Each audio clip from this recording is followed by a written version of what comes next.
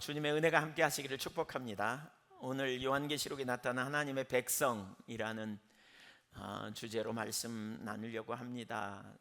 이미 여러 차례 나눴지만 스캇 듀발이 쓴 요한계시록의 심장이라는 책에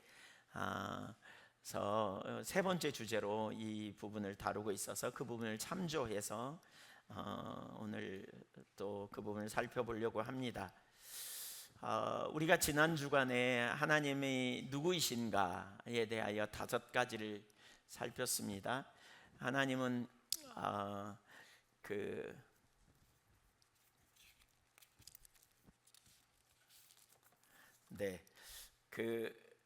하나님은 통치하신다라고 그랬고요. 첫 번째로, 두 번째로 하나님은 전능하시다라고 그랬고요. 세 번째, 하나님은 신실하신 우리 아버지시다.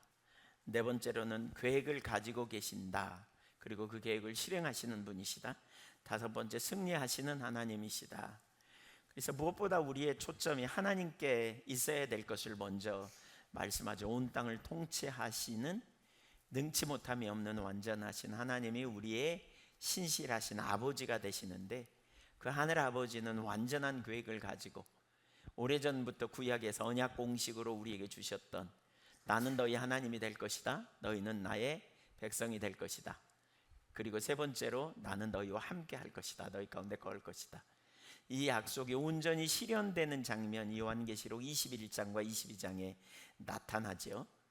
그리고 바로 그 일을 성취하는데 하나님은 결국 의의 최후 승리를 이루시는, 승리케 하시는 하나님이심을 가르치고 있습니다.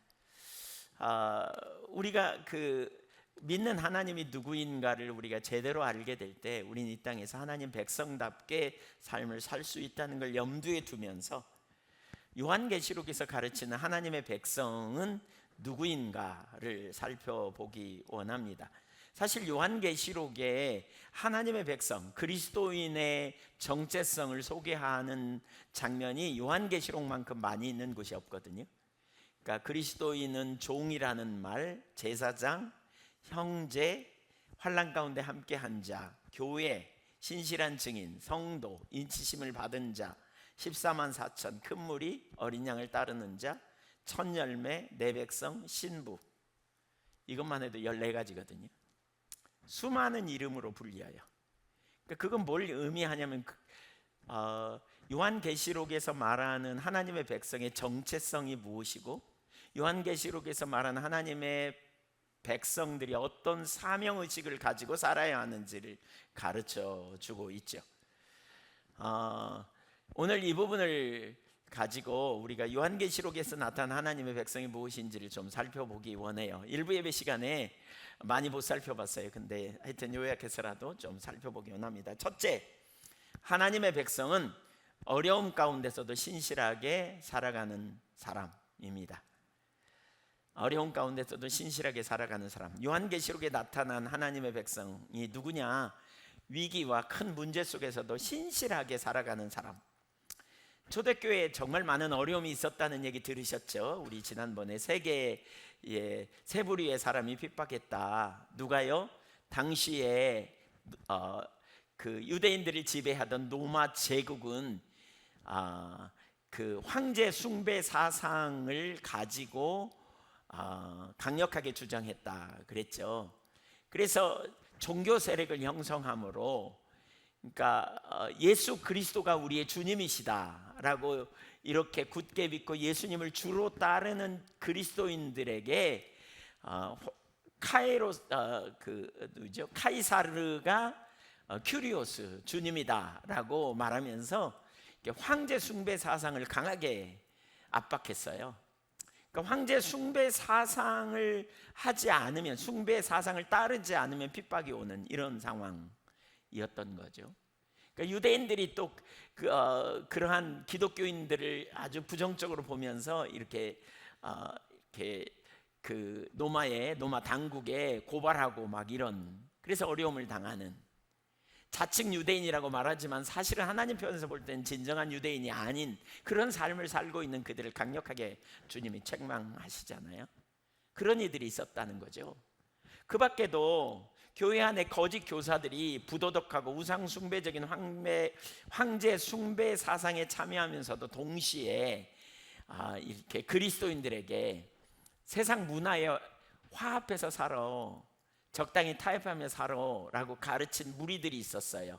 그래서 2장 6절, 2장 15절 이런 데 보면 니골라당 또는 이세벨이라고 하는 그런 무리들이 있었어요. 주변 문화와 조화를 이루도록 살라고 하는 거짓 교사들의 지속적인 압박, 압력 이런 것들이 있었고요. 그런 영향으로 말미암아 많은 사람들이 굉장히 많이 유혹을 받은 거죠. 그래서 초대교회에 신실한 교회들이었지만 그럼에도 불구하고 에베소 교회는 처음 사랑을 버렸고, 버가모 교회와 두아디라 교회의 일부는 거짓 교사들을 추종했고, 사대 교회는 살아있다는 평판을 받았지만 실제로는 죽은 교회라는 말을 듣고, 라오디게 교회는 칭찬 한마디 없는, 살았다 하는 이름은 가졌으나 실상은 그러니까 나는 부자라 부유하여 부족함이 없다고 말하지만 실상은 가련하고 눈 멀고 뻘거벗은 상태에 있는 그런 교회였다. 그래서 교회들마다 다양한 문제와 어려움이 많이 있었던 그런 상황. 실제로 오늘 우리가 살아가는 시대는 요한계시록의 시대와는 약간 다르죠.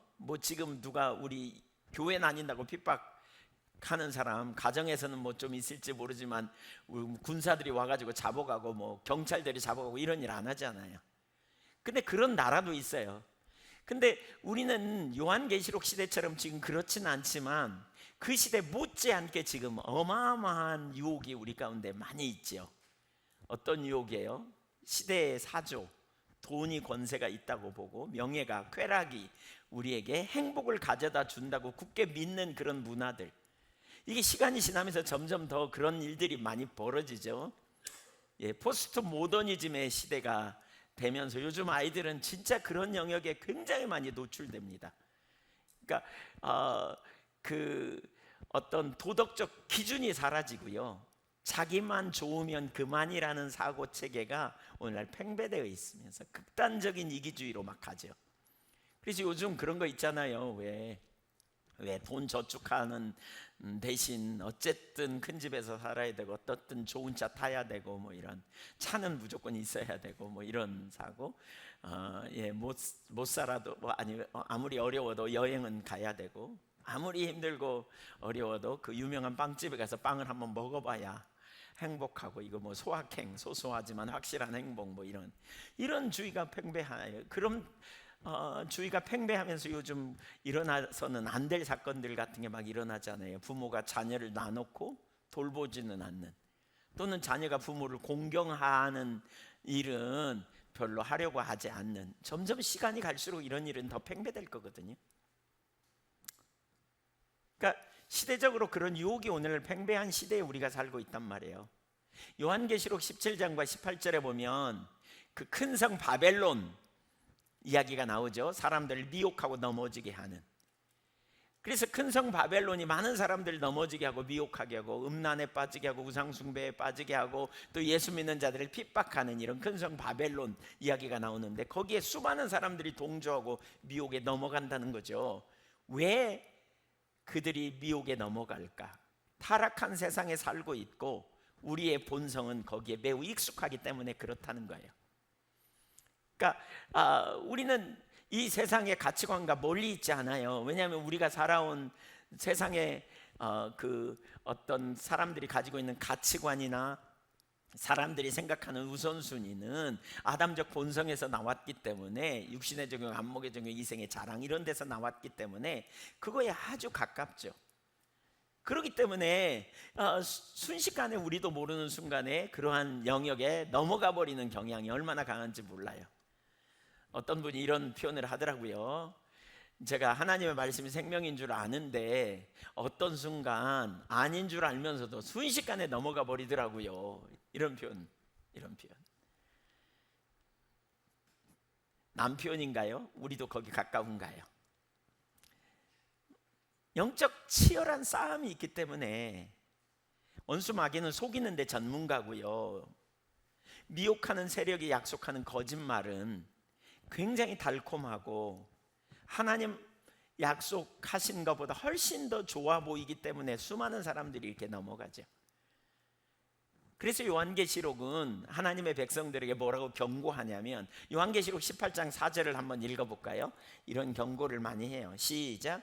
또 내가 들으니 하늘로부터 다른 음성이 나서 이르되 내 백성아 거기서 나와 그의 죄에 참여하지 말고 그의 받을 재앙들을 받지 말라. 거기서라는 말은 바벨론에서 나와 그가 받을 재앙들, 이건 하나님의 심판을 받지 말라는 거예요. 바벨론과 단절하라 이 말이거든요.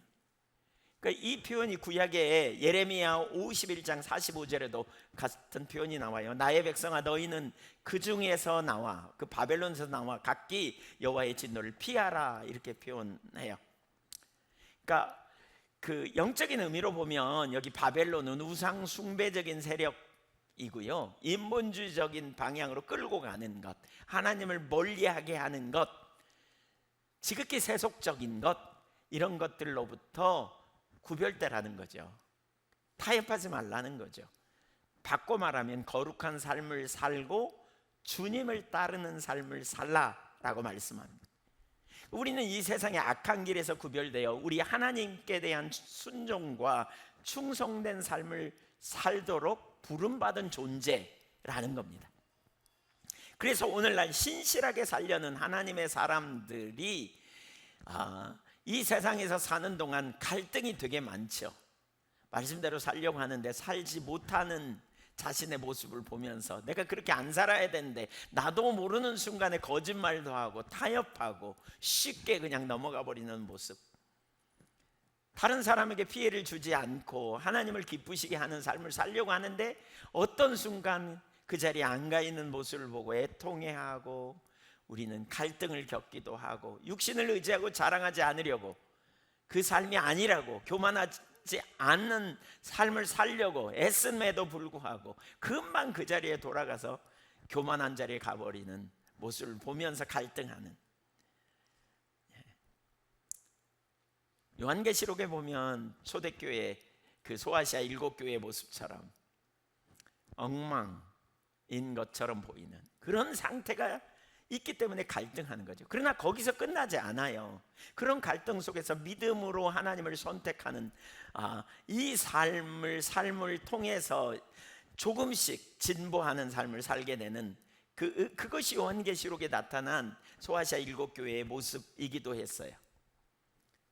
하나님의 백성은 어려운 상황이지만 그 어려운 가운데 참된 믿음을 드러내 보이는 삶을 사는 자들, 바꿔 말하면 신실한 사람들, 바로 이것이 하나님이 우리에게 원하시는 하나님 백성의 삶인 거죠. 이들은 하나님의 계명을 지키고 예수의 증거를 가진 자들 또는 믿음을 지키는 자들이라고 표현하거든요. 요한계시록 12장 17절 보세요. 하나님이 원하시는 하나님의 백성, 신실한 자들, 같이 읽습니다. 시작. 용이 여자에게 분노하여 돌아가서 그 여자의 남은 자손 곧 하나님의 계명을 지키며 예수의 증거를 가진 자들과 더불어 싸우려고 바다 모래 위에 서 있더라. 14장 12절도 성도들의 인내가 여기 있나니 그들은 하나님의 계명과 예수에 대한 믿음을 지키는 자니라. 되게 많은 어려움이 있고요, 문제가 있어요. 유혹도 있어요. 그 시대의 사람들은 핍박도 받고 갈등도 있었고 유혹에 넘어갔다가 거기서 나오기도 하고 이런 갈등이 있었던 것처럼 오늘 우리 시대도 똑같다는 거예요. 우리가 지금 뭐 예수 믿는다고 잡아가진 않지만 그러나 그의 그런 그거보다 훨씬 많은 핍박이 오늘날 그러니까 유혹이 있는 거죠. 죄의 유혹, 여러 가지 미디어를 통한 유혹들, 시대적인 그러한 일들 우리 가운데 얼마나 팽배되어 있는지 몰라요. 과거에는요 좀 못 살아도 못 사는 사람들끼리 끼리끼리 살았지만 요즘은 그렇지 않잖아요. 텔레비를 통해 다 봐요. 텔레비 같은 데서 막 나오잖아요.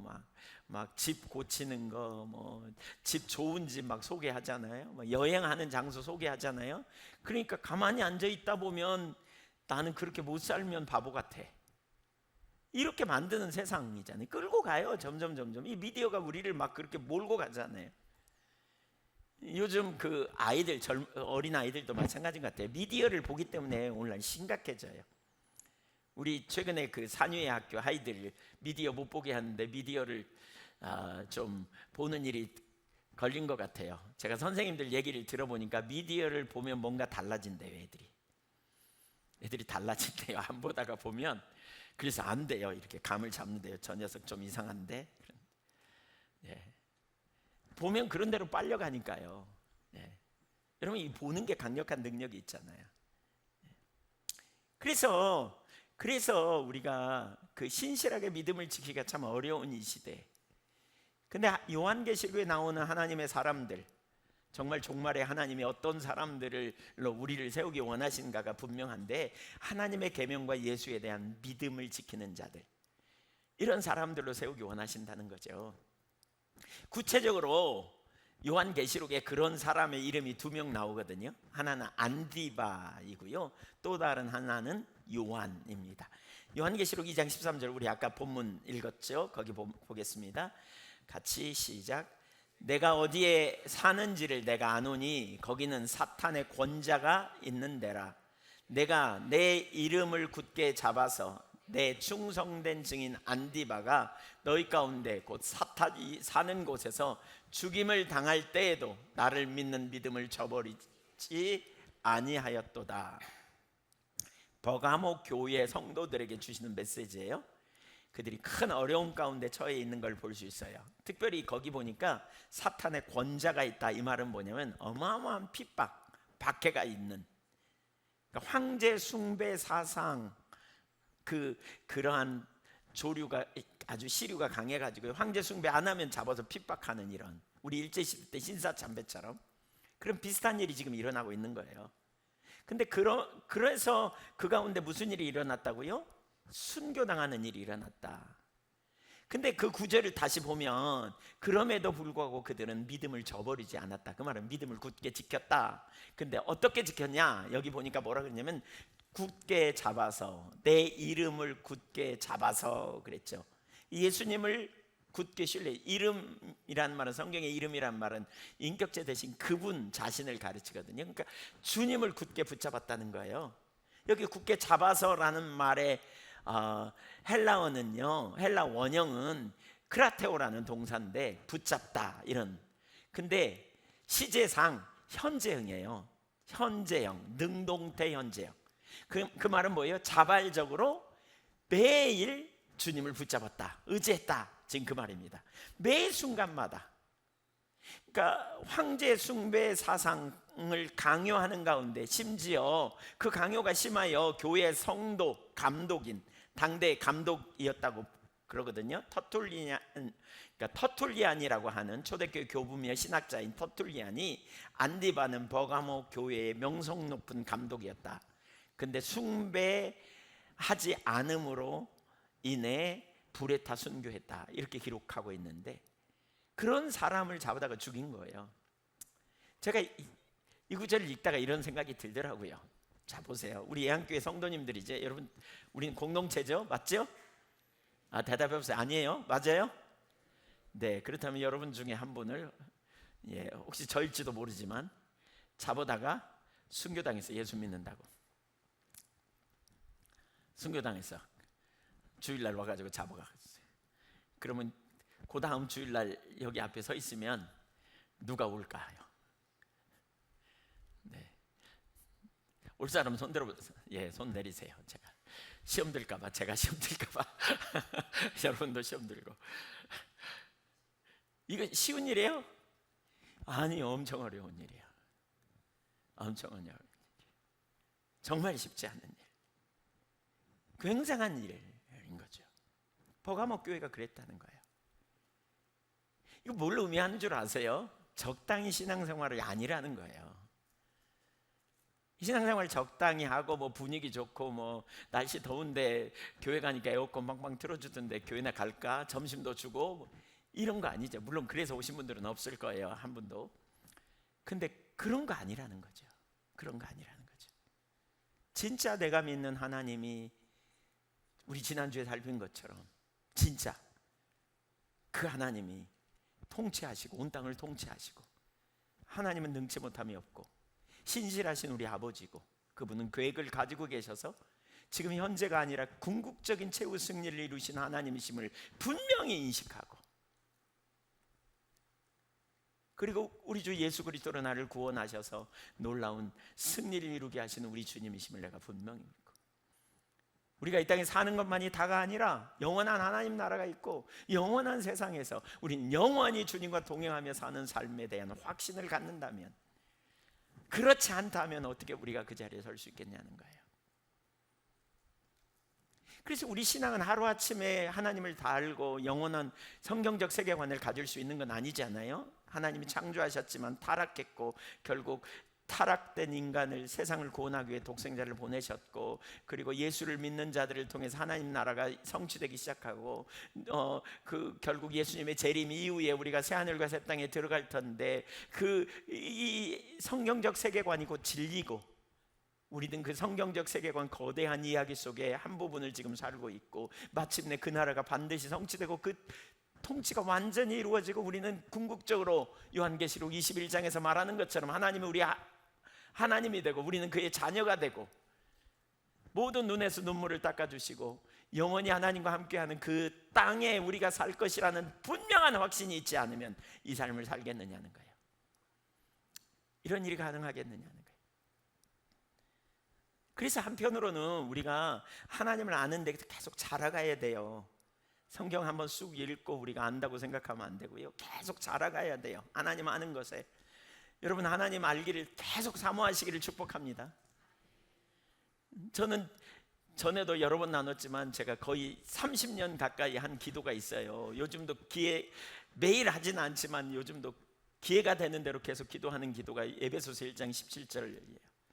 지혜와 계시의 성령을 내게 주셔서 하나님을 알게 하옵시고. 한번 따라서 해보실래요? 지혜와 계시의 성령을 내게 주셔서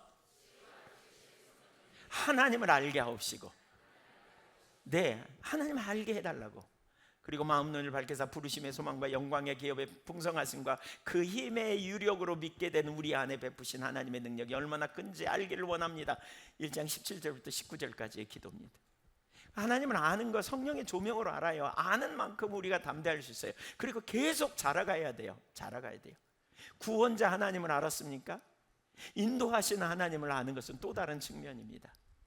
인도하시는 하나님, 구원자 하나님을 알 뿐만 아니라 인도하시는 하나님을 알 뿐만이 아니라 필요를 채우시는 하나님을 알 뿐만 아니라 우리에게 보호하시는 하나님을 아는 것, 치유하시는 하나님을 아는 것, 이거 다 각기 다른 영역이에요. 하나님을 아는 거가 우리 가운데 점점 넓어져야 돼요. 아는 만큼 우리는 믿음으로 하나님을 신뢰하고 따라갈 수 있어요. 하나님 알기를 계속 사모해야 돼요. 계속 하나님 알기를 사모하는 여러분 되시기를 축복합니다.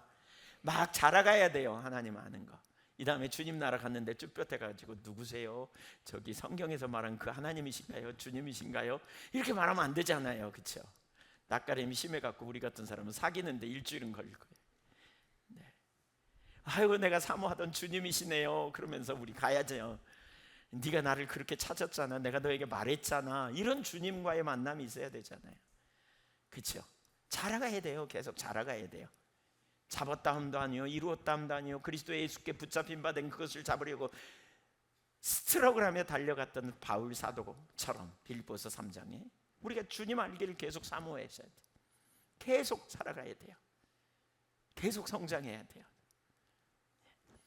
요한도 그 신실한 믿음의 사람 중에 한 사람입니다. 1장 9절 나 요한은 너희 형제요 예수의 환난과 나라와 참음에 동참하는 자라 하나님의 말씀과 예수를 증언하였으므로 말미암아 반모라 하는 섬에 있었더니, 반모섬은 그렇게 크지 않다 그래요. 기회가 되면 한번 꼭 가보고 싶더라고요. 근데 자료를 찾아보니까 반모섬은 그렇게 크지 않대요. 크지 않은 섬에 유배되어서 사는 거 얼마나 힘들었을까? 얼마나 힘들었을까요? 외로웠을 거예요. 근데 거기서 10절에 보면 주일날 하나님을 예배했어요. 그는 예배를 쉬지 않았어요. 그리고 그 예배 중에 하늘이 열리면서 그 하나님의 그 환상이 보여지고 그게 쓰여진 게 이제 요한계시록이죠. 하나님이 하나님의 뜻을 드러내시죠. 빌립보 감옥에서 바울 사도가 감옥에 갇혔지만 하나님께 찬양하고 기도하며 하나님을 예배했잖아요. 우리는 어떤 상황에서라도 예배하는 성도들이 돼야 돼요. 여러분, 어떤 상황에서든지 하나님을 예배할 수 있기를 축복합니다. 예배해야 돼요. 어느 장소에서든지 어떤 상황에서든지. 왜? 은혜를 생각하면 구원하신 하나님의 은혜가 얼마나 놀라워요. 최근에 시니어 스쿨에서 제가 설교하면서 시니어 스쿨에게 하나님이 주시는 메시지가 뭘까 기도하는 가운데 세 가지를 나눴어요. 하나는 뭐냐면 끝까지 예배합시다. 끝까지. 두 번째는 뭐냐면 하나님의 뜻을 계속 찾고 하나님의 뜻에 동의하며 변화하며 가자고요. 연세가 들면 굳어지기 쉽거든요. 근데 하나님과 관계가 있는데 어떻게 굳어져요? 여러분, 부부간의 관계에서도 더 이상 아내 말이나 남편 말 안 듣고 굳어지면 뭐라 그래요? 애들 말로? 애들이 뭐라 그래요? 예? 뭐 됐다? 이제 생각 안 나서 물어본 겁니다. 저도 왜 못 노릇한다 그러잖아요. 네, 정지웅 집사님 생각이 안 나면 다 안 나는 거예요. 네. 꼰대. 꼰대라 그래요. 꼰대. 하나님과 우리와의 관계에서도 마찬가지예요. 여러분, 굳어져 버리면 더 이상 소망이 없어요. 빨리 주님 앞에 가야 돼요. 계속 우리가 하나님의 뜻을 찾고, 뜻이라면 삶을 조정하고 전환하고 순종하고, 이 삶이 돼야 돼요. 유연성.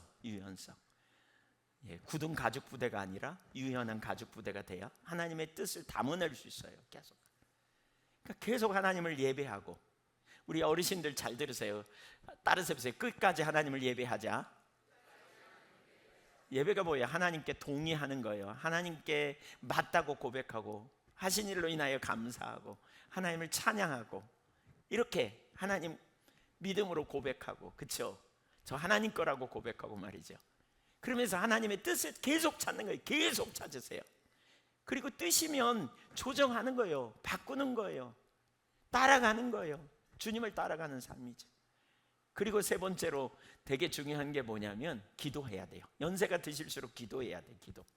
하나님 앞에 나아가 문제를 가지고 중보하고, 환경을 가지고 중보하고, 이런 일을 많이 해야 돼요. 자녀를 위해 기도하고, 교회를 위해 기도하고, 이런 일을 많이 하셔야 돼요. 이 세 가지만 잘하면 시니어를 잘 보내겠더라고요. 시니어 기간을 잘 보낼 수 있을 것 같아요. 우리 요한계시록 14장 4절을 볼까요? 그러니까 하나님의 백성들, 신실한 하나님의 백성들, 요한계시록에 나타난 신실한 하나님의 백성들, 이들이 누구인지 보세요. 시작. 이 사람들은 여자와 더불어 더럽히지 아니하고 순결한 자라, 어린 양이 어디로 인도하든지 따라가며 사람 가운데에서 속량함을 받아 처음 익은 열매로 하나님과 어린 양에게 속한 자들이니. 자, 여기 우선 이렇게 말하죠. 어린 양, 여자와 더불어 더럽히지 아니한 순결한 자. 이게 무슨 얘기예요? 이렇게 결혼하지 않은 사람, 이런 얘기가 아니고요. 요한계시록에서 말하는 순결은 뭘 의미하냐면 여기 영적 순결을 얘기해요. 영적인 순결. 그러니까 우상 숭배하지 아니하고 세상과 타협하지 않고 순전한 마음을 갖는, 이게 이제 뭐죠? 우리가 거룩한 삶, 구별된 삶을 사는 거고, 또 다른 그 반대측의 한 측면은, 이건 동전의 양면과 같습니다.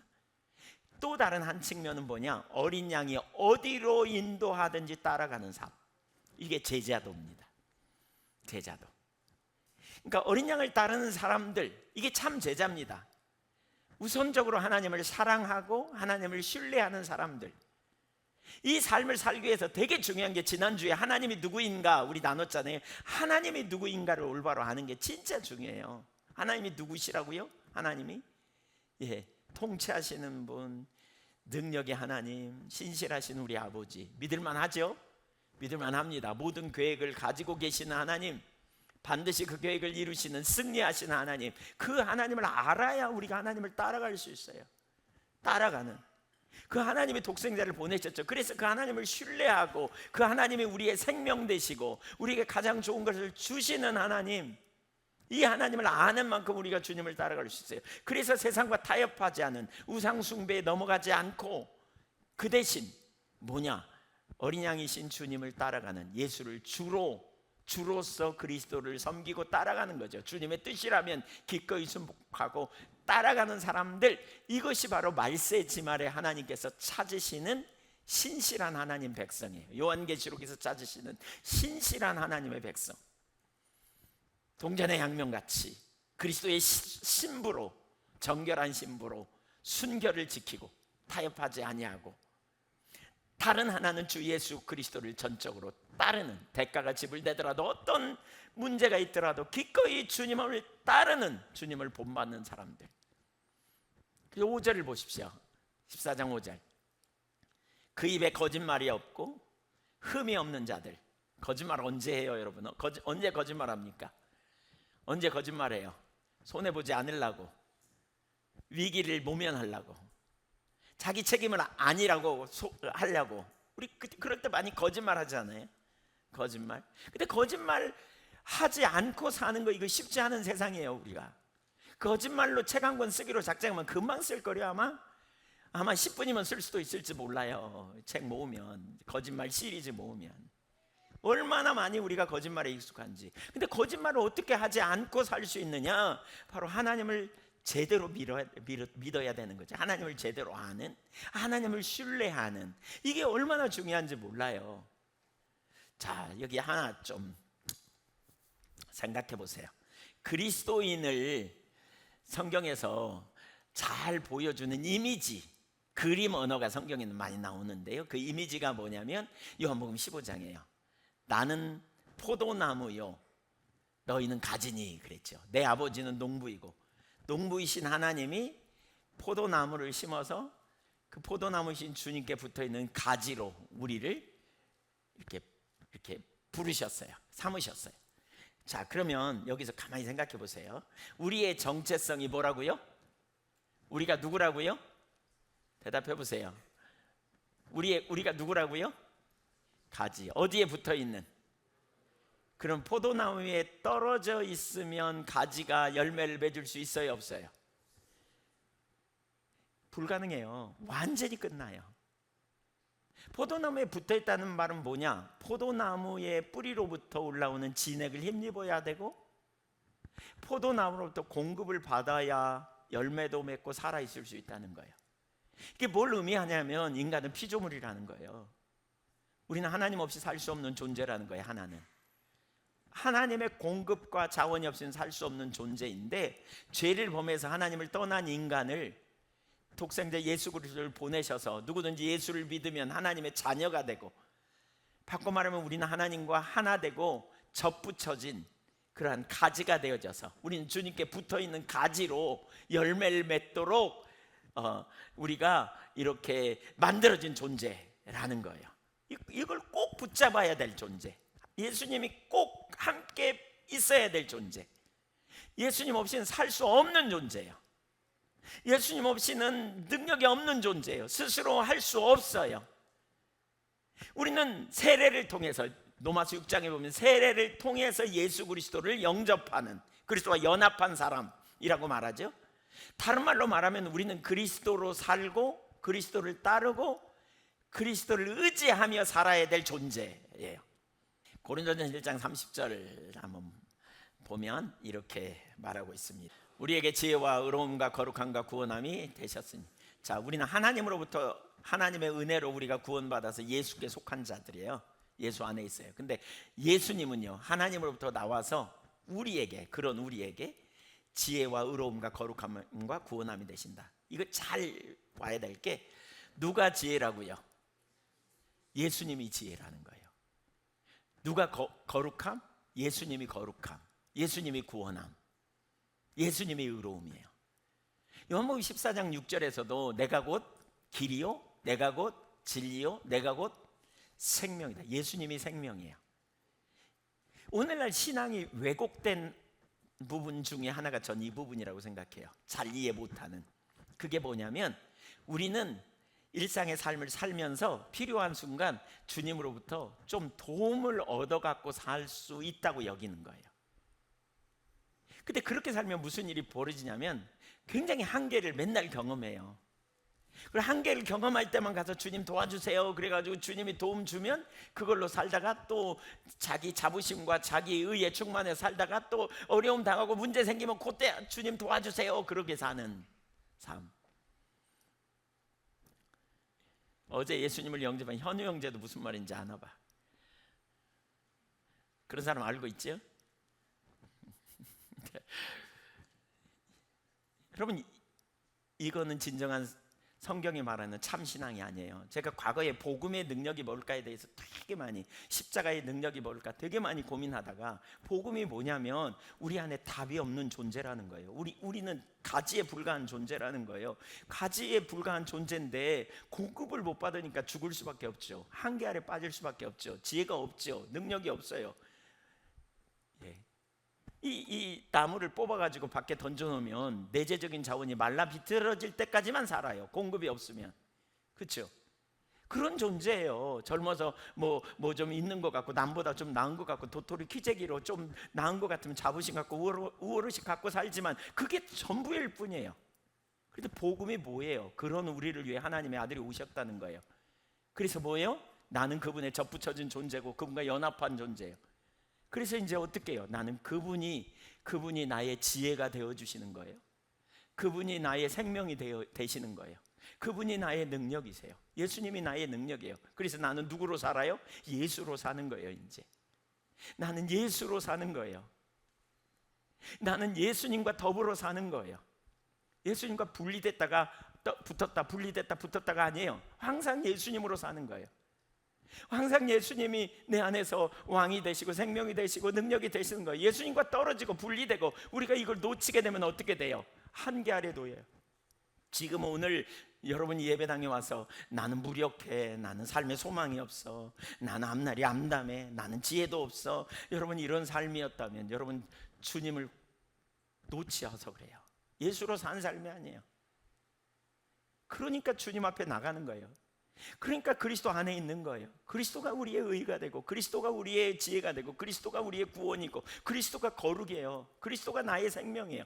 그리스도 안에서 끊임없이 우리는 생명을 누리는 것, 이것이 영생이에요. 이 땅에서 우리는 그리스도로 힘입어서 살아가는 삶, 이게 영생을 이 땅에서 누리는 삶, 하나님의 유업을 누리는 삶이에요. 그러니까 이런 사람은 뭐예요? 낭망이 없어요. 이런 사람은 뭐예요? 좌절 안 해요. 이런 사람은 뭐래요? 절망 안 해요. 왜? 주님이 계시니까. 주님으로 사시기를 축복합니다. 주님으로 사는 거예요. 주님으로. 주의 이름을 부르는 거예요. 주를 의지하는 거예요. 주님을 필요한 순간 조금 도움을 얻어서 조금 그분을 의지하고 좀 그러다가 잊어버리고 살다가 또 필요하면 도움 얻고, 이게 아니에요. 매 순간마다 예수님과 우리는 연합되고 예수와 우리는 하나 되고 우리는 예수님을 힘입어 살아가는 거예요. 갈라디아서 2장 20절이 그거죠. 내가 그리스도와 함께 십자가에 못 박아 죽었다. 이제는 내가 사는 게 아니라 내가 주도권 가진 게 아니라는 거예요. 그리스도께서 사시는 것이라. 이제 내가 육체 가운데 사는 것은 나를 사랑하고 나를 유하셔서 자기 자신을 버리신 하나님의 아들, 하나님의 아들이 나를 위해 죽으셨어. 그 아들을 신뢰하는 믿음 안에 사는 거예요. 아들을 힘삼아 살고 아들을 지혜 삼아 살고 아들을 진리 살아 우리가 아들을 따라가는 삶을 살고 아들의 생명을 힘입어 살아가는 삶이에요. 그분 안에서 사는 삶, 이게 기독교인의 삶이에요. 이게 복음의 능력이에요. 나를 위해 오신 하나님의 아들, 내 안에 답이 없지만 그분이 능력이에요. 내 안에 리더십이 없지만, 내 안에 지혜가 없지만, 내가 무력하지만, 그러나 나는 주님을 힘입어서 하는 거예요. 주님을 의지하고 주님의 음성을 듣고 주님의 인도하심을 구하고 주님 앞에 나가고 주님을 찾고 구하여 주님의 길로 행하는, 이게 복음의 능력이에요. 우겨쌈을 당해도 쌓이지 않아요? 답답한 일 당해도 낙심하네. 왜냐하면 예수님이 피할 길을 가지고 계시고 예수님을 따라갈 때 예수님이 가장 완전한 길로 우리를 인도하실 걸 신뢰하니까, 예수님이 지혜를 가지고 계시니까. 믿으십니까? 그래서 우리가 주님을 힘입어 살아가는 거예요. 주님을 힘입어서. 예수는 나의 힘이요 예수님 나의 힘이에요. 예수님 자신이 나의 힘이에요. 그래서 아침에 눈을 뜨자마자 예수님을 찾고 예수님 앞으로 나아가고,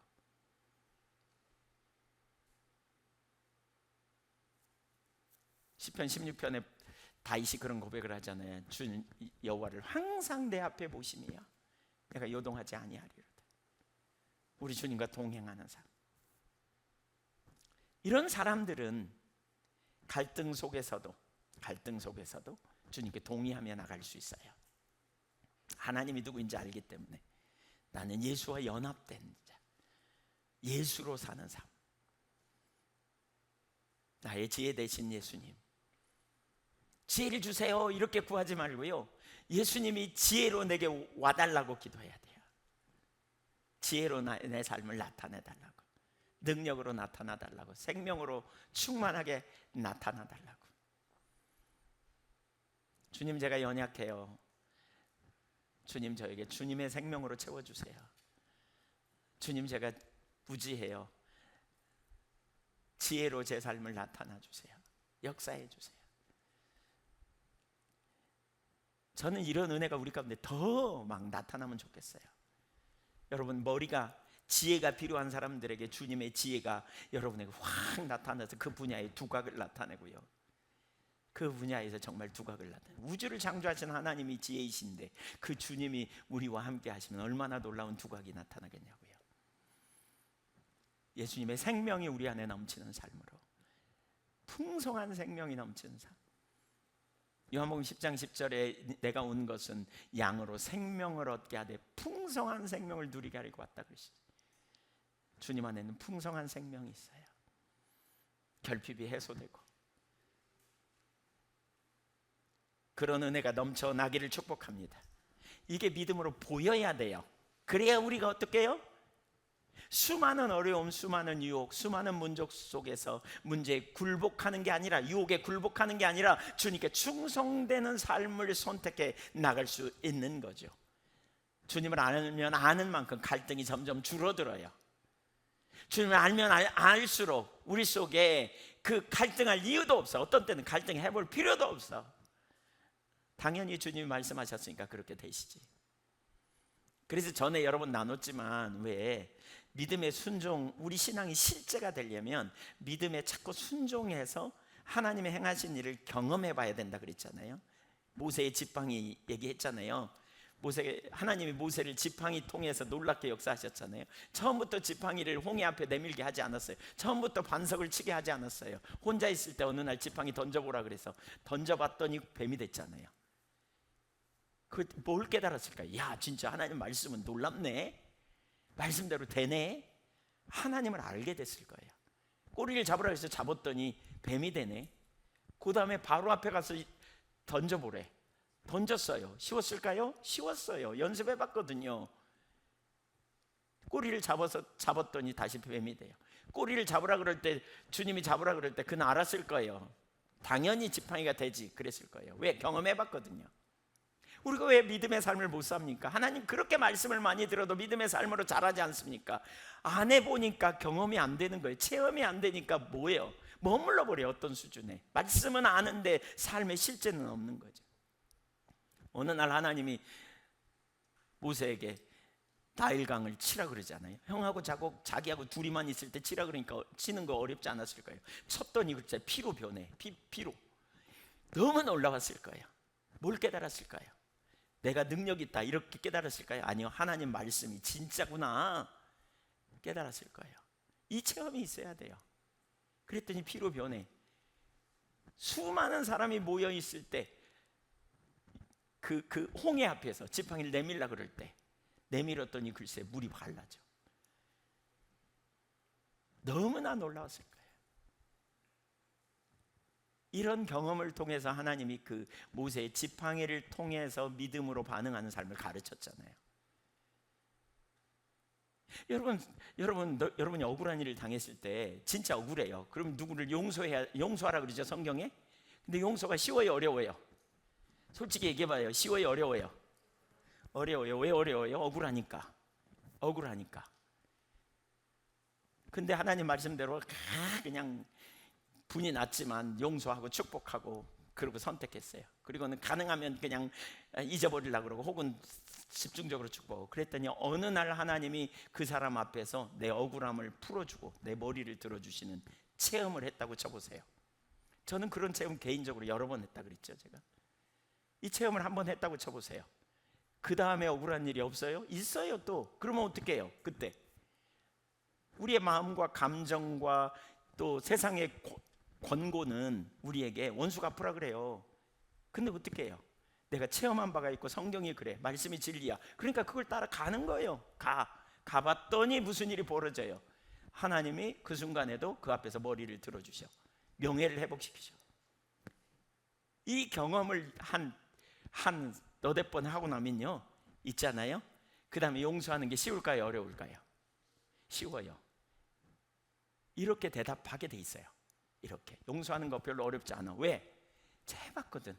하나님이 말씀대로 이루시는 분임을 알거든. 여러분, 이 체험이 필요해요. 이 체험이 돼야 돼요. 이거 진리에 동의해 봤더니 거기 하나님이 역사하시더라. 염려가 막 생겨가지고 어떻게 하지 그랬더니 갑자기 성경을 읽는데 빌립보서 4장 6절 말씀이 생각해. 아무것도 염려하지 말고 오직 모든 일에 기도와 간구로 너희 구할 것을 감사함으로 여호와께 아뢰라. 지각에 뛰어나신 하나님의 평강이 너희 마음과 생각을 지키시리라. 그 말을 듣고 그래, 내가 이 순간에 그렇게 해야지. 그러고 기도하기 시작했어요. 하나님, 염려가 있어요. 그런데 하나님께 맡겨요. 하나님 아시잖아요. 머리털 하나까지 세심받고 뭐가 필요한지 우리의 먹거리를 주시는 하나님께 맡겨요. 그리고는 그 생각이 없어질 때까지 기도했어요. 염려가 사라질 때까지. 그랬더니 어떤 순간 마음이 평안하고 누워서 자고 일어났는데 모든 필요를 채우신 하나님의 역사를 경험해. 이런 경험이 한 번 있어, 두 번 있어, 세 번 있어. 그 다음에 계속 염려하며 살까요? 자유할까요? 자유하죠. 맡기고 말씀을, 어린 양의 인도를 따라 순종하는 삶으로 실제로 나아가는 이 체험적 지식이 우리에게 필요해요. 그게 다트예요. 내 백성이 지식이 없어 망한다 그랬잖아요. 호세아 4장 6절에. 그 지식은 이론적 지식이 아니에요. 체험적 지식을 얘기하는 거예요. 이 지식이 없어도, 왜? 동행을 해보지 않았으니까. 하나님과 동행이 필요해요. 동행은 뭐예요? 그분의 말씀이 그러하면 기꺼이 순종하며 따라가는 거죠. 따라가는 것. 사랑하는 여러분, 우리가 세상에서 살면서 그런 것 같아요. 많은 사람이 이 단계를 못 넘어가요. 저는 지금도 우리 가운데, 지금 말세잖아요. 말세. 지금 직접적인 이런 핍박은 없지만 유혹은 어느 때보다도 아주 극렬한 시대예요. 근데 이런 시대에 우리가 승리하고 신실한 믿음의 종들, 진짜 여기 말하는 신실한 믿음의 종들, 하나님 타협하지 아니하고 어린 양을 따라가는 신실한 믿음의 종들로 우리가 살아가는 삶의 비결은 뭐냐? 지금도 우리가 만나는 수많은 상황 속에서 우리는 무엇이 우리를 승리케 하느냐? 하나님이 우리에게 능력의 하나님이라는 사실, 이런 설교를 듣고 이런 가르침을 받고 성경의 이 지식의 토대에서 자꾸 작은 영역에서부터 순종하고 따라가며 체험하고, 그리고 이런 지식을 일기 쓰라 그랬잖아요. 이런 은혜를 기록하고 하나님이 어떻게 역사하셨는지 기록하고, 그리고 혼돈이 올 때마다 그런 일기를 다시 뒤져 살펴보고, 그래, 이렇게 하신 하나님이 오늘 이렇게 하실 거야. 어제의 은혜가 오늘 믿음의 근거가 되어지는 삶으로 또 나가고 또 나가고 또 나가고, 이렇게 되어지면 우리는 점점 성숙되어져 갑니다. 수많은 갈등이 있어요. 신앙생활하면 끝까지 그 갈등 속에서 살아가는 사람들이 있는가 하면 그 갈등이 점점 사라져요. 사라지는데 두 가지 이유가 있더라고요. 하나는요, 갈등 더 이상 안 해. 왜? 아이고 못 살아. 그러면서 타협해버려. 누가 말씀대로 살아? 그냥 주님은 다 알지. 그러면서 타협해버리기 때문에 갈등이 없어. 또 한 부류는요, 수많은 갈등 속에서 진리를 따라 선택해보고 말씀대로 살아가 봤더니 하나님의 말씀대로 이루시더라. 이 성경의 약속이 이론이 아니고 진짜이더라. 그러니까 갈등이 없죠. 왜? 믿음이 있으니까. 믿음 안에서 턱 맡기니까 하나님이 하실 건데 그 염려가 없는 거죠. 여러분, 주님 나라가 확신이 있다면 어떻게 돼요? 말씀대로 이루신 하나님이 천국이 있음을 알면 죽음의 공포, 죽음을 생각할 때 두렵겠어요? 한 개도 안 두려워야 정상이에요. 텅 맡기고 주님이 부르시면 가면 되지 뭐. 그날이 사모돼. 오히려 안 믿어지니까. 근데 믿음이 안 자라니까 매번 똑같은 문제 가지고 똑같이 넘어지고 내 노력으로 뭔가를 해보려고 하다가 안 되면 실패하고 안 되면 주저앉고, 우리가 이 자리에 얼마나 많이 머무는지 모르죠. 믿음의 성숙이 필요해요. 그래서 요한계시록에도 이런 갈등이 되게 많았는데, 소아시아 7교회를 향해 이렇게 권면하잖아요. 7가지 뭐 칭찬도 하고 또 경계도 하고 책망도 하고 그러시잖아요. 근데 그 끝에 가면 2장 7절, 2장 11절, 2장 17절, 26절, 3장 5절, 12절, 21절 7번에 걸쳐서 같은 표현이 있어요. 뭐냐면 이기는 그에게는 내가, 주님이 이기라는 거예요. 그러면 내가 너에게 이런 약속을 해줄게. 이런 약속이 7번이나 나와요. 7절 읽어봅니다. 귀 있는 자는 성령이 교회들에게 하시는 말씀을 들을지어다. 이기는 그에게는 내가 하나님의 낙원에 있는 생명나무의 열매를 주어 먹게 하리라. 이긴다. 여기 이긴다. 이긴다는 표현이 뭐냐? 이긴다, 승리하다라는 말이거든요. 헬라어로 니카오라는 말이에요. 정복하다, 이기다. 근데 그 당시에 유대인들에게는 이게 아주 익숙했대요. 왜냐하면 헬라 그 문화에 그리스 여신이 있는데, 니케라는 여신, 그러니까 니카오에서 나온 단어예요. 승리의 여신이 있는데, 승리의 상징인 종려나무까지 화관을 갖고 날아다니는 그런 모습이 그 당시에 동전에 새겨져 있었대요. 그러니까 니카오가 무슨 뜻인지 다 알아. 근데 이 요한계시록에서 승리한다는 이 단어의 의미는 뭐냐면 어떤 대에서 이긴다 이런 의미보다는 끝까지 신실하게 남아있는 것, 이런 의미라는 거예요. 끝까지 신실하게 남아있는 것, 자리를 지키는 거죠, 말하자면. 그래서 믿음으로 신실한 그리스도인이 되는 것, 이게 니케 그리스도인이라는 표현이라는 거죠. 하나님이 우리를 위해 싸우니까 우리가 할 일은 자리를 지키고 있어야 된다는 거죠. 뭘 붙잡고? 약속을 붙잡고 그 자리를 굳게 지키고 있으면 하나님이 능히 이기신다. 이게 영적 전쟁의 승리의 비결이라는 거예요. 그래서 에베소서 6장을 보면, 6장 11절 이하를 보면 영적 전쟁에 대해서 다루거든요. 하나님의 전신갑주에 대해서 나누는데요. 이 에베소서 6장에 설화라는 단어가 우리말에는 3번 나오는데 영어로 보면 4번 나와요. 서서라는 단어, 서서. 영적 전쟁의 승리의 비결이 뭐냐면 끝까지 서 있는 거예요. 에베소서 6장 13절 한번 볼까요? 읽어볼까요? 시작. 그러므로 하나님의 전신갑주를 취하라. 이는 악한 날에 너희가 능히 대적하고 모든 일을 행한 후에 뭐 하기 위함? 서 있기 위함이라. 서 있기 위함이라. 궁극적으로 우리가 끝까지 서 있는 거예요. 어디에? 주님이 원하시는 자리에, 주님이 기뻐하시는 자리에 서 있는 거예요. 딱 버티고 서는 거예요. 신실하게 주님을 따르는 그 자리에 서 있는 거예요. 이걸 바꿔 말하면 뭐예요? 진리에 동의하는 거예요. 하나님의 뜻을 따라 예스라고 말하고, 하나님의 뜻이 아닐 때 아니라고 말하고, 노라고 말하는 이것, 이 삶, 이게 바로 승리의 비결이라는 거죠. 신실한 그리스도인으로서 우리가 이 자리에 있어야 된다는 거예요. 이 자리에 점점 이게 쉬워지겠죠. 어떻게? 아까 제가 나눈 것처럼 말씀을 체험하면 점점 쉬워지겠죠. 기도하면 응답하신다는 성경 말씀이 있습니다. 맞죠? 맞아요? 근데 기도하면 응답하시는 것을 경험으로 알았다면 기도하기가 쉬워요, 어려워요? 훨씬 쉬워요. 그런 일이 일어나야 된다는 거예요, 우리에게. 체험적 지식. 그리고 문제가 있을 때 기도해. 염려하지 않고. 왜? 전에 그렇게 했더니 응답하시더라. 성경에 나와 있고 내가 체험적인 지식이 되니까. 이런 자리에서 자라야 돼요. 그래서 딱 버티고 서 있는 거예요. 아무리 힘들고 아무리 어려운 상황이라도 버티고 있는 거예요. 지금 여러분 믿음으로 굳게 버티고 서는 거예요. 버티고. 공동체가 된다는 건 공동체에서 서로 버티도록 도와주는 거예요. 서 있도록 도와주는 거예요. 인내하도록 도와주는 거예요. 그래서 이 요한계시록에 인내라는 히포모메라는 단어인데요, 7번 나와요. 7번. 7은 완전 숫자예요.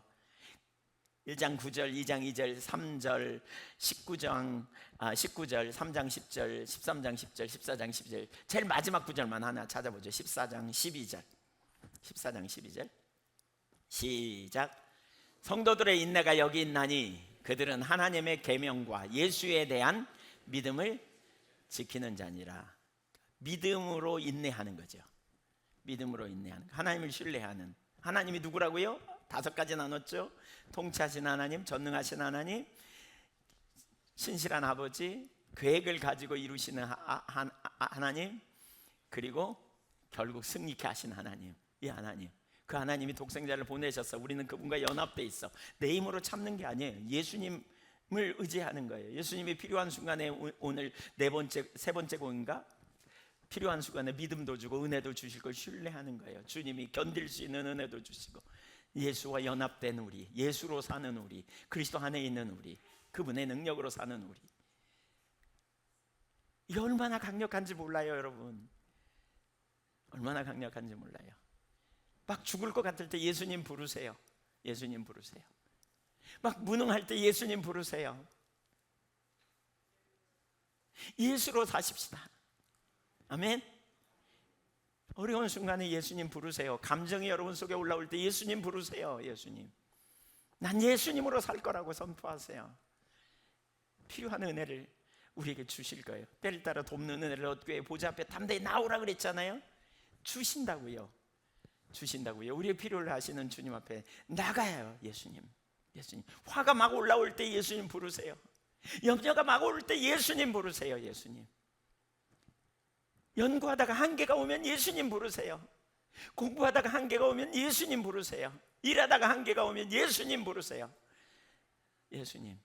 근데 한계 올 때 부르기 전에 아침부터 부르세요. 아침부터 일어나자마자 예수님 부르세요. 예수님 안에서 살기를 원하고 그분의 음성을 듣기 원하고, 하나님의 은혜로 믿음의 경주를 우리가 해야 돼요. 100m 경주가 아니에요. 장거리, 초장거리 마라톤이에요.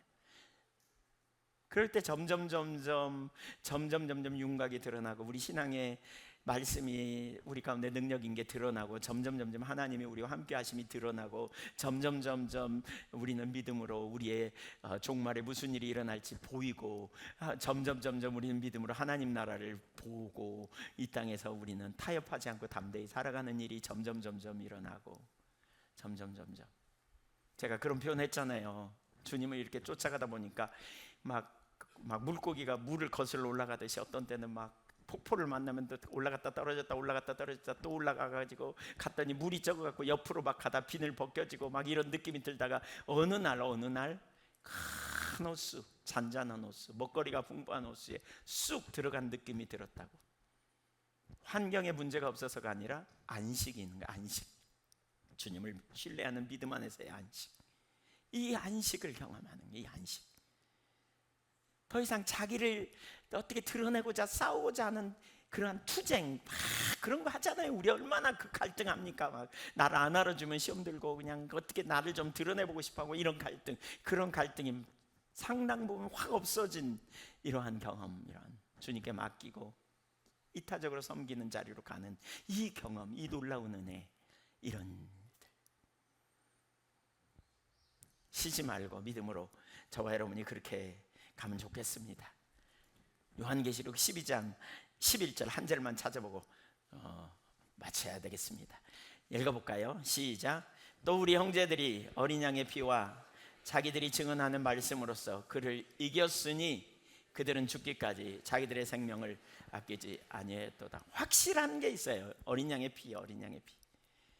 내가 죄인이었다는 사실을 아는 것, 내가 얼마나 끔찍한 죄인인가를 아는 것. 여러분은 우리가 하나님과의 관계를 갖는 핵심 요소가 십자가예요. 근데 십자가에서 뭘 발견해요? 너무나 많은 사람들이 잘 모르는 게, 자기가 죄인이라는 사실을 지적으로만 동의하는 게 문제 같아요. 심각한 내가 끔찍한 죄인이라는 사실을 아는 것. 그래서 하나님의 아들이 나를 위해 십자가에 달려 죽으셨음. 이게 뭘 의미해요? 어마어마한 은혜와 사랑이 십자가에 계시되어 있잖아요. 어마어마한 은혜와 사랑, 나 같은 죄인을 살리신 주님의 은혜가 너무 놀랍다. 거기에 한없는 하나님의 자비와 긍휼 놓치지 않을 거라는 거죠. 십자가는 우리 신앙의 핵심 중에 핵심이에요. 죄인된 내가 구원받은 너무나 놀라운 그것이 기도응답 받은 것과 비교되겠어요? 죄인된 나를 영원히 구원해내시기 위해서 하나님이 아들을 아끼지 않고 내놓으신 이것과 뭐 한번 어디 육신의 질병 치유된 것과 비교할 수 있는 정도인가요?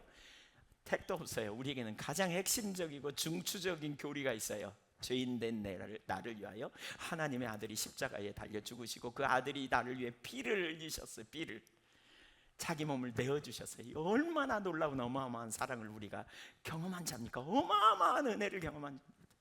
너무 놀라운 은혜를 우리는 소유한 자입니다. 그 믿음의 확신, 그거 하나면 충분해요. 그거 하나면 내 평생이 한 가지면 충분한 것 같아요. 십자가. 이걸 체험한 사람은 다른 어떤 체험보다 놀라운 체험이죠. 죄인된 나를 구원하기 위해 오신 하나님의 아들. 그래서 팔복의 경험을 통해 심령의 가난함 그리고 애통함, 반복적으로 갈등하고 넘어진 자신 때문에 애통하는 자리에서 주님을 찾는 가운데, 그래서 하나님의 아들이 나를 위해 오셨구나, 그래서 하나님의 아들이야말로 나에게 너무나 큰 놀라운 은혜와 사랑을 베푸셨구나, 이런 큰 은혜를 주신 나를 하나님이 얼마나 사랑하시는가, 이걸 깨달은 사도 바울이 그런 고백을 하죠. 누가 우리를 그리스도의 사랑에서 끊을 수 있겠냐? 누가 우리를 그리스도의 사랑에서 끊을 수 있겠냐? 자기 아들을 아끼지 않고 내어주신 그 하나님이 아들과 함께 모든 걸 주시지 않겠냐? 이 확신 안에 우리가 거하는 이 믿음이, 여러분, 이 믿음이 우리의 기초요, 이 믿음이 우리가 끝까지 신실한 하나님의 종으로 살아가는 토대가 되는 것이지요. 겸손히 주님 따라가는 구별된 하나님 보시기에 신실한 믿음의 종들이 될 수 있기를 주님의 이름으로 축원합니다. 사실 오늘 네 가지를 살피려고 그랬는데 첫 번밖에 못 살폈습니다. 그 두 번째는 간단히 언급하면요, 박해가 있지만 궁극적으로 보호해 주신다는 거예요. 보호를 받는 백성이라는 거예요. 그리고 세 번째는 사명이 있어요. 우리에게 사명. 그건 우리가 복음을 전해야 될 사명인 거죠. 삶으로 모범을 보여야 되는. 그리고 네 번째는 이제 우리는 그날의 다민족, 다문화 사람들이 하나님을 함께 예배하는 그 일이 이루어지게 될 것. 이게 하나님 나라 백성, 하나님의 임재 안에서 하나님이 모든 민족을 부르시고 그 눈에서 눈물을 닦으시고 친히 하나님이 되시고 친히 우리는 그분의 자녀가 되어서 주님의 돌보신 가운데 영원히 사는, 그것이 하나님의 백성에게 약속된 것입니다. 두 번째, 세 번째, 네 번째는 이렇게 그냥 가름합니다. 근데 우리 찬양 하나 하고 기도할까요? 같이?